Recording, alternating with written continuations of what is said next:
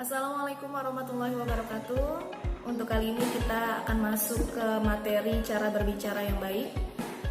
Dari cara berbicara yang baik ini, apa sih yang harus kita kuasai supaya kita bisa berbicara yang baik? Ada 3 faktor yang harus kita kuasai. Yang pertama adalah kejelasan, kedua adalah variasi nada, dan ketiga adalah kelancaran. Yang pertama, kejelasan.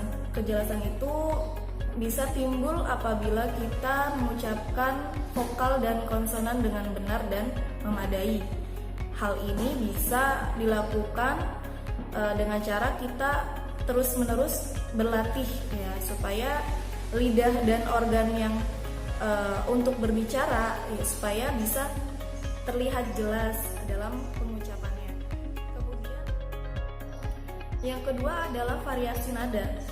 Nah, variasi nada ini adalah salah satu faktor dari cara berbicara yang baik. Kenapa sih kita harus ada variasi nadanya? Karena nggak mungkin dong kita berbicara hanya monoton saja, dan itu nggak akan membuat daya tarik ya bagi si pendengar. Maka kita harus bisa memvariasikan. Kemudian yang ketiga adalah kelancaran.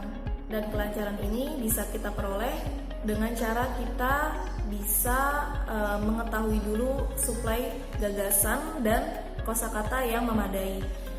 Kenapa kita harus tahu suplai gagasan dan kosakata dulu? Karena hal itu yang akan meningkatkan kita, ya, meningkatkan rasa percaya diri kita dalam berbicara. Dan semua itu juga harus melalui latihan. Nah, mungkin dengan seminggu beberapa kali 10 menit untuk latihan berbicara, maka itu akan menjamin rasa kepercayaan diri kita. Ada beberapa hal yang harus kita perhatikan di dalam cara berbicara yang baik. Yang pertama adalah nada. Nah, nada ini kadang nada meninggi, kadang nada merendah, dan kadang nada menengah. Dan yang biasa kita ambil adalah nada menengah. Dan diusahakan kita gunakan nada suara atau intonasi yang dinamis. Kalau dalam suatu perbincangan, ya tentu saja kita menjumpai beberapa kalimat, dan beberapa kalimat tersebut ada kalimat pertanyaan atau kalimat yang di situ harus kita tekankan. Dan hal itu supaya lebih dimengerti bagi si pendengar. Kalau kita bisa menentukan menggunakan intonasi yang baik dan benar. Dan misalkan contohnya adalah ketika kita bertanya sesuatu kepada orang, "Hai Andi, kamu mau kemana?" Nah, itu merupakan intonasi nada atau intonasi suara. Yang kedua adalah kecepatan. Dan bicara dengan kecepatan yang tepat itu sangat perlu bagi cara berbicara yang baik. Seringkali kita merasa gugup, kita dengan cara kita berbicara yang menjadi terburu-buru. Kemudian caranya ya kita atur nafas terlebih dahulu, kemudian kita berbicara dengan pelan-pelan. Ya, kita beri kesempatan kepada lawan bicara untuk mendengarkan pesan apa yang kita sampaikan. Ya. Yang ketiga adalah tekanan. Ya. Manfaatkanlah ya tekanan ini untuk memperjelas cara kita berbicara.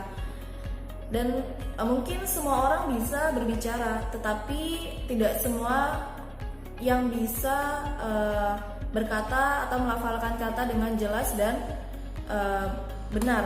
Gitu. Kadang hanya orang-orang yang terlatih atau terbiasa yang bisa berkata dengan baik dan benar.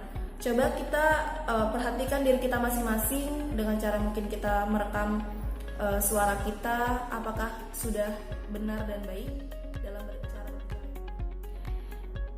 Kemudian dengan tekanan ini kita perlu berlatih secara teratur dalam melafalkan kata-kata dengan memisahkan suku katanya. Kita ulang dengan pelan. Jika sudah terdengar dengan jelas, ya maka kita percepat pelafalan tersebut. Ya, kemudian kurangi jeda antar suku kata sampai Yang keempat adalah volume. Nah, kita mulai berbicara dengan volume yang sesuai. Ya, lihat situasi kita sedang di mana atau lawan bicaranya seperti apa. Ya, entah berdua ataupun berkelompok, kita harus tahu volume kita berbicara. Entah dalam suara lembut atau suara yang nyaring. Kalau berbicara berdua, diusahakan kita berbicara dengan suara yang lembut. Kemudian jika kita berbicara dengan banyak orang atau kelompok, maka kita diusahakan untuk berbicara yang nyaring. Ya, tidak perlu teriak-teriak, cukup dengan nada nyaring dan jelas. Yang kelima adalah sikap. Ya, sikap ini supaya kita bisa memasukkan nilai-nilai emosi kita ke dalam kita berbicara. Ya, bisa dalam keadaan sedih, senang, riang, atau pesan apa yang ingin kita sampaikan di dalamnya. Ya, mungkin kalau dalam cerita yang sedih, ya kita bisa sampaikan melalui dengan emosi yang sedih. Ya. Dan hal ini ya kita harus kembangkan ya. Untuk sebagian besar suara yang riang penuh harapan dan menyingkap keramahan, ketulusan dan simpati itu lebih ingin didengar oleh para pendengar. Ya, mungkin cukup sekian materi dari saya. Saya tutup dengan salam. Wassalamualaikum warahmatullahi wabarakatuh.